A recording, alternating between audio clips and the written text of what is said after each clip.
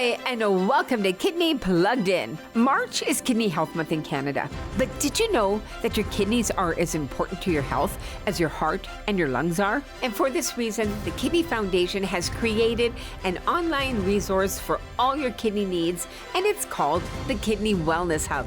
It's a dynamic online repository of customized kidney health resources to support kidney patients, their care partners, and living donors. And on this episode, we are very pleased to welcome back Monique, a peritoneal dialysis nurse who's been living with diabetes since her early teens. And today, Monique joins us to talk about some of the techniques she's used to manage living with a chronic illness and some of the resources she's found to be very helpful to her on the Kidney Wellness Hub. So stay with us because you'll hear more from Monique next, right here on Kidney Plugged In. So research tells us that a healthy lifestyle is really beneficial for those living with kidney disease. And in fact, for those newly diagnosed, it may even delay the progression of kidney disease and the need for dialysis or a kidney transplant. So in fact, leading a healthy lifestyle has health benefits for any chronic disease, including diabetes. Monique, are there tips and tools you share with your patients in this area? I try to individualize it. I know, knowledge is not the issue for most people. The knowledge is out there, or there's people giving it to them where they can find it. It's the ability to do it. So, knowing and doing are two very different things. So I can provide all the knowledge I want, but if we can't find a way to help them get there, then all the knowledge in the world isn't going to help if we can't get them past that hurdle. Like, I've had people come in and say, oh, I was told I need to lose X amount of weight before I can have the surgery or transplant or whatever. And I'm thinking of some of the examples I've worked with people. Someone who is overweight probably isn't there because they haven't tried. It's just they haven't found what works for them. So I kind of reframe it in a way that, you don't have to meet your end. You don't focus on that end goal. That will come, but what can you do now? What little thing can we work on now? So, can it be, if you're doing twin bags, manual exchanges, doing your dialysis, can you, while you're sitting there, can you do some lifting of the bag a couple times? If you can do it twice, it's more than you did yesterday, right? So I always try to get people to focus on the small little changes that they can make, instead of, here's this big goal, bite off the whole thing right off the bat. Like, no, that's too much. So when it comes to lifestyle changes, it's less is more. Do something today that you didn't do yesterday, and build off of that. When that becomes easy, add a little more. Is that walking to the bathroom twice, if that's all you can do, instead of once? Is it walking down your hallway? Is it walking around the block? Is it taking the stairs? Is it parking further away when you go shopping? What is it for that individual? In terms of lifestyle changes, we do talk about diet, we do talk about exercise, we do talk about managing stress, because that can affect so much, blood sugar is included. I try to pare it down to, okay, what's realistic in your real life, not what it should be on paper, right? I call it the snowball effect. You do one small change enough times and you build off of that, it's going to snowball into a bigger good change. But if you do something not so good and you keep doing it, it's going to snowball into something bigger in a negative way. So, just you gotta start somewhere. A kidney health tip. Engaging in artistic activities can help those living with chronic illness to channel their thoughts and feelings in a constructive way, reducing anxiety and promoting mindfulness. So Monique, as you know, the Kidney Foundation has created a unique online platform called the Kidney Wellness Hub, and it's there to support the physical, the mental, and the social well-being of patients living with chronic illnesses, their care partners, and living donors. And I know it's something that you said you've checked out or taken a look at. And I'm wondering, what are your initial thoughts on it? I haven't dug super deep in terms, because not all of it applies to my personal, but I have looked at certain things for patients, and I subscribe to the newsletter, which I love. I love seeing what's going on, and some of the times I'm like, oh, that's actually really interesting. Or I think you guys have done art classes or things where, different things to get people involved, not feeling so lonely. It's really therapy. but we have an extra superpower and an extra tool, which is art making. So we're not just talking to you when we're going through a therapeutic session. We're actually asking you to, create art, to, destroy art, to build art, to create together. And we feel like that offers another perspective to whatever issues we're trying to deal with or talk through. When you're in a regular therapy session, it's kind of just like one-on-one. So it's the therapist and the client talking back and forth. Obviously in a group setting, it's more than that. But with the art, you have like a bit of like a triangle. So you're in dialogue with the person, but you're also in dialogue with the art. And then you can ask questions to the art and about the art. And it creates a really interesting way to hold whatever you're working on that session, whatever emotion, if it's fun, if it's play. It just adds this other element to the art therapy group. I wish they had stuff like that back when I was diagnosed with diabetes, because you do feel very alone, and I think you guys have created a nice community there where people can reach out and get good information about exercise and diet. And I saw some of the recipes on there, and the exercise snacks, which I think was fantastic. Essentially what I've been saying too is start small. It doesn't have to be a marathon. It could just be a small little chunk of exercise at different times. Yeah, I think the Wellness Hub is amazing. I refer people there all the time. I think it's needed. Monique, what are 3 top tips you might share to help people manage their chronic conditions such as diabetes or kidney disease? I think the biggest ones come back to the emotional piece of it.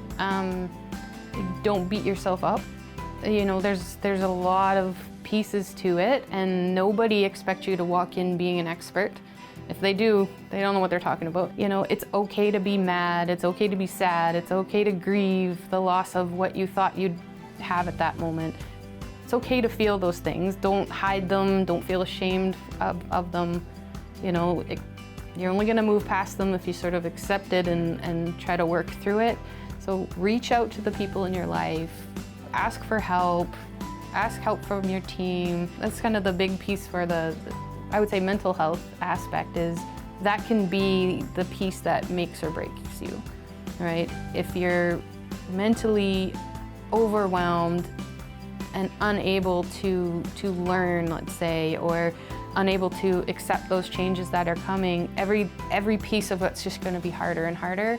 Don't be ashamed to be upset about your situation. You definitely are not alone. I'm sure most people are also in that same boat where I know because I see the other side of it, where people come in crying or angry or whatever, and we work through it. But it's normal, and don't shame yourself for feeling that way. And there is definitely help and people who understand. I'm still learning, and I've been working in dialysis for over 11 years, and there's always things changing, and everyone feels differently about it, and every scenario is just that little bit different. So don't beat yourself up about what you don't know, because it will come when you need it. And if you don't know, ask for help. There's definitely people. So I tell people, look at your life and what is one little thing. Can you stand at the back of a chair and do squat just a little bit? Or can you do some exercises while you're watching TV or reading a book? Can you stretch your legs, do some little things, just little things that aren't going to change your entire day. They're not going to be a burden. They're not going to derail what you're already doing. It's just while you're sitting there doing something else, can you add a little bit in? And then once that becomes easy, go from there. A kidney health tip. Finding it difficult to introduce variety into your kidney-friendly diet? Even the same foods can taste different based on how you cook them. Vegetables and lean proteins can be grilled, baked, stir-fried, or even used in soups.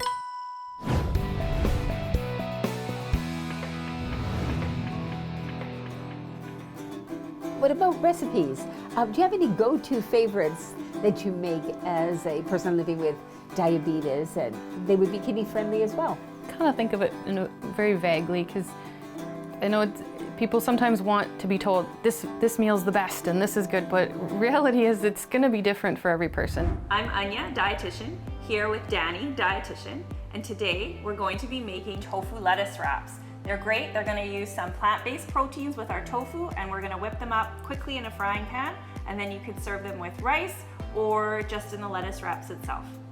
So tofu often gets a bad rap. A lot of people will avoid tofu because it's, it's come up as a problem online when you're reading and all sorts of things. So what we want to do is dispel some of those myths around what you may have read or heard about tofu. Tofu is an excellent protein source. It's really, really a great way to boost your energy level.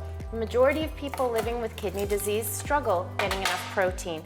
Tofu is light, and it's airy and it's easy to digest. So it's a great source of protein for you without having that heaviness to it. Very versatile product, so you can use it in lots of different ways, savory and sweet. Here we're kind of getting inspired by some flavors that are maybe more Asian, so light flavors. We're adding some garlic and some low sodium soy sauce, right? And then we're adding some sweetness.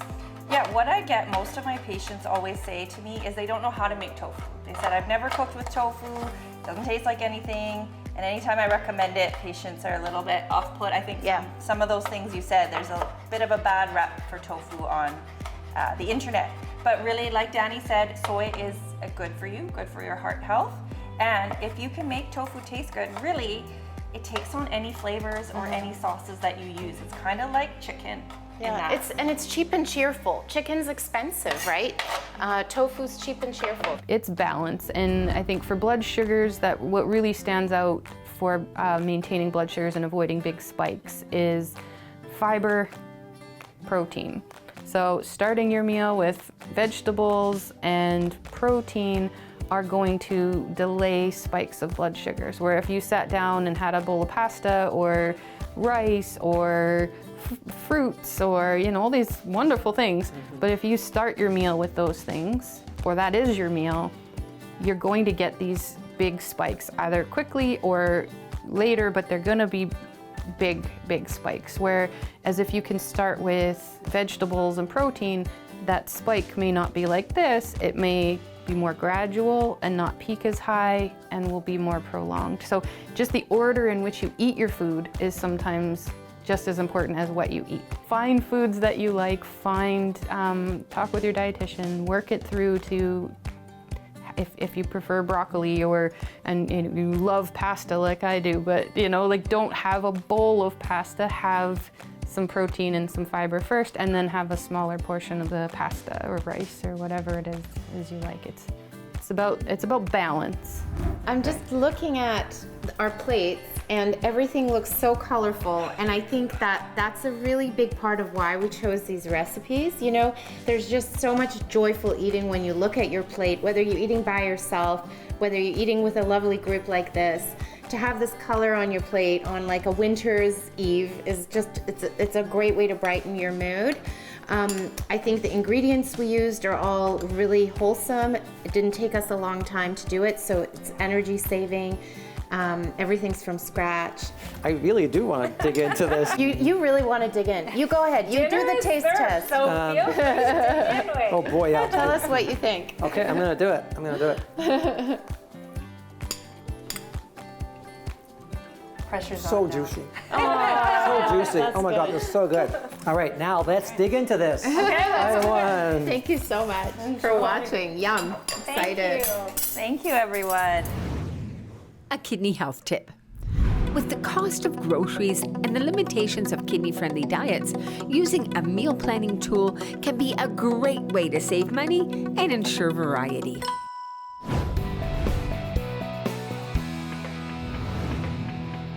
So we've talked about some nutritional tips, some tips for staying active, but Monique, how has living with diabetes affected your mental and emotional well-being? How do you deal with some of these challenges? And do you have a few tips that have helped you along your journey? Yeah, there's definitely been good days or weeks or years and bad days and weeks and years over the time. Nursing school was particularly hard because you hear about all the complications and all the problems, so it's really hard to sit there with that illness and hear about everything that can go wrong. So that was a real low point for a while there.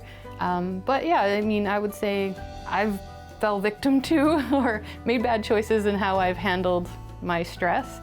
And lived and learned, and now I find things like exercise. Okay, so the next circuit, we're gonna work a little bit more on balancing movements. So you might remember from the warm-up, we did a split squat. This time, we're gonna add weights. So you can start in this low position, or you can start up high if you don't wanna come down all the way to the block. So decide for yourself. We're gonna add a goblet hold. So just like in our squat, we're gonna hold that dumbbell close to our chest, draw those shoulders back, and we're gonna come up and down. So that we're gonna do for 45 seconds here, and then we're gonna take the balance into that front foot. So I'm gonna come up, block can come to the side, and we did single leg deadlift in the warm-up. Here we're gonna do the same thing, hinging the hip back and pulling up with that glute. So I have the dumbbell in my opposite hand, so I'm just adding a little bit of weight to that. If you find you want more challenge, you can try to bring the balance into it by spending a little bit more time standing on one leg. You know, it really does make a difference, even if it's not much, just going outside, even if it's snowy, just sometimes being outside, even if you're just standing outside all bundled up, but just fresh air makes a big difference. A big one now with all the technology is shutting down your phone or your technology before bed, so you're not keeping yourself awake and your mind going, because you've already got all those stressors, you've already got your mind racing. Finding other ways, maybe do some stretching before bed instead to keep you occupied. And your exhale, rise up and shift your hips to one side and come to sit down on your mat and stretch your legs out long. If you have tight hamstrings, there's always the option to have the knees bent. Sit up tall and start to hinge forward from the hips. Maybe walk the heels forward. And then once you've found your edge, gentle sensation in the hamstrings, release your shoulders, release your neck, let your head go, and let your back round.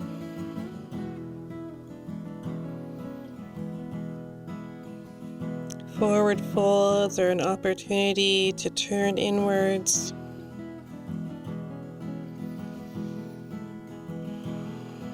Focusing on calming the body.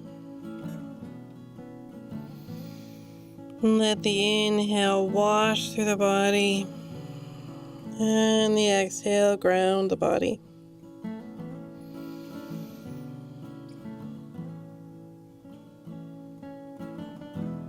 Take an inhale here, and on your exhale, walk your hands back up your legs. Take a moment sitting upright to notice how your body feels.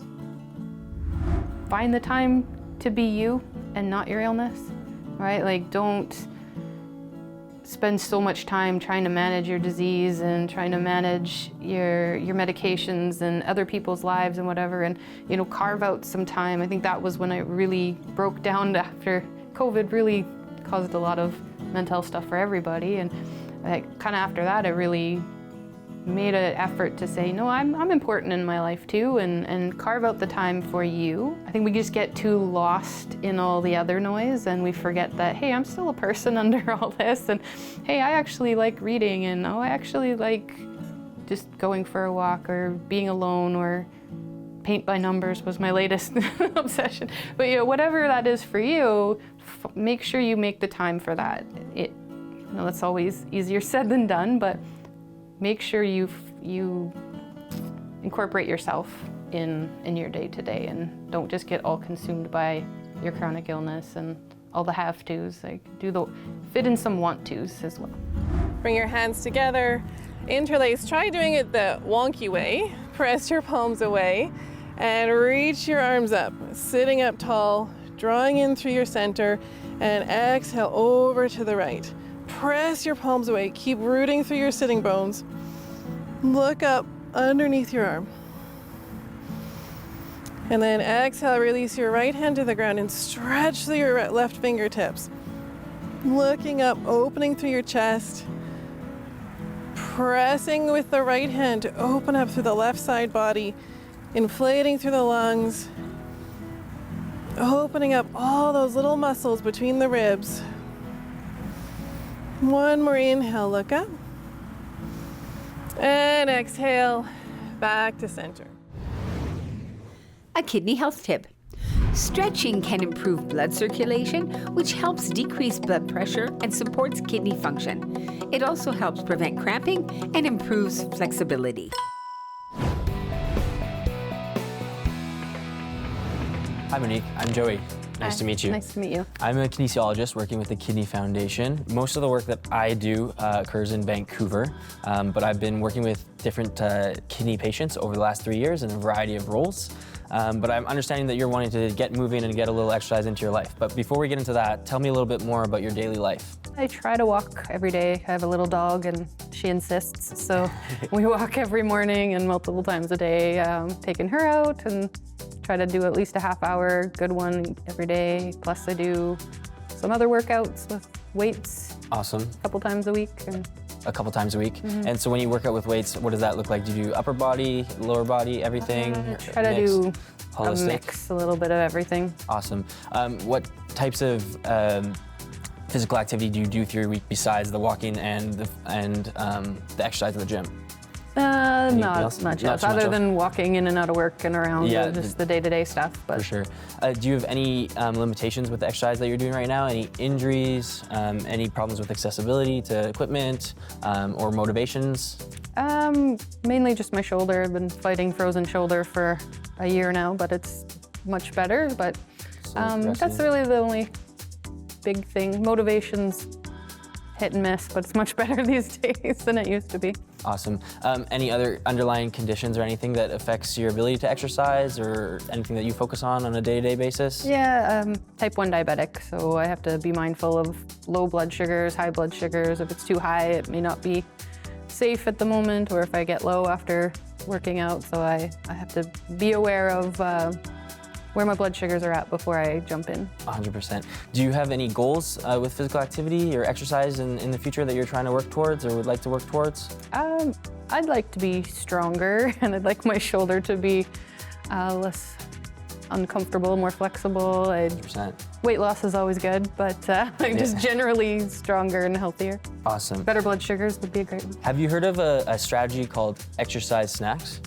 Yeah, I've just heard about it on Wellness Hub. I explored a little bit before we met. Briefly, amazing.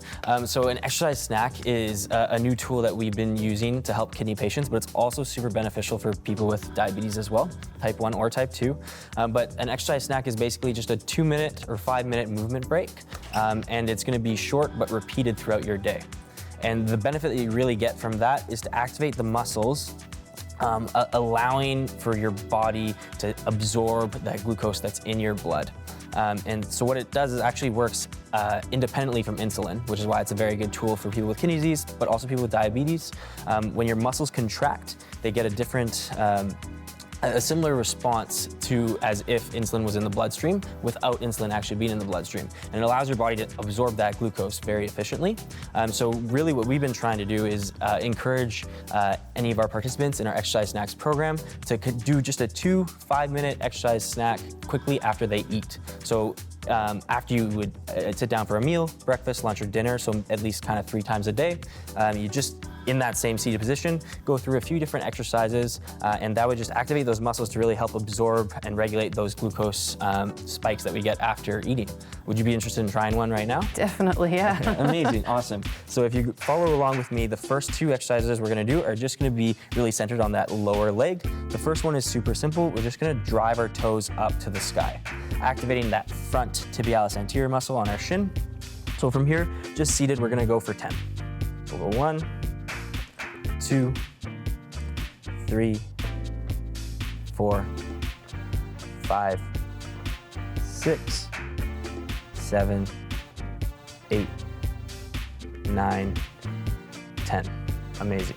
The next one we're gonna do is gonna be a heel raise. So same, just in our seated position, we're gonna lift our heels off the ground. So again, we'll do this one for 10.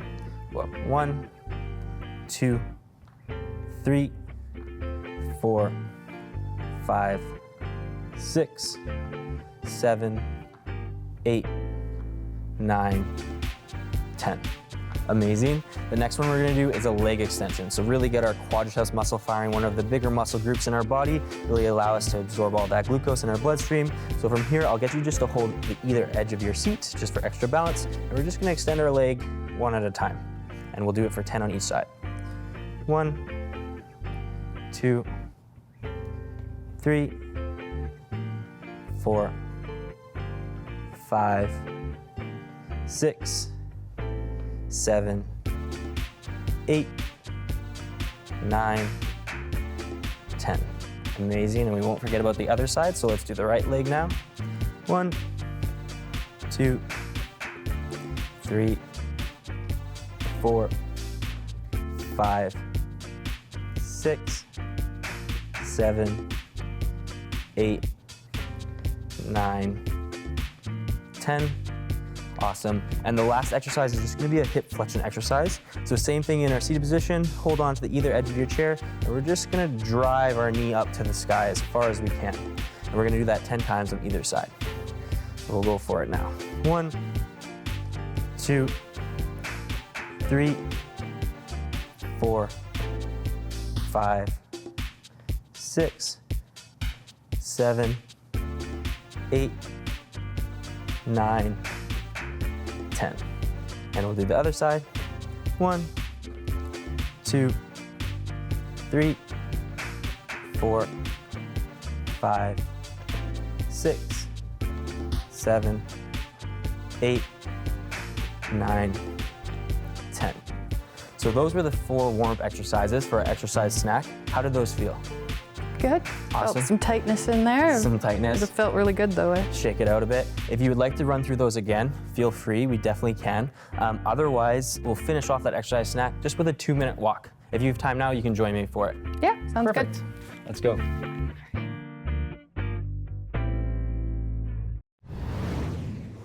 A kidney health tip. Proper sleep is important to help regulate kidney function and is particularly helpful in waste filtration and maintaining electrolyte balance.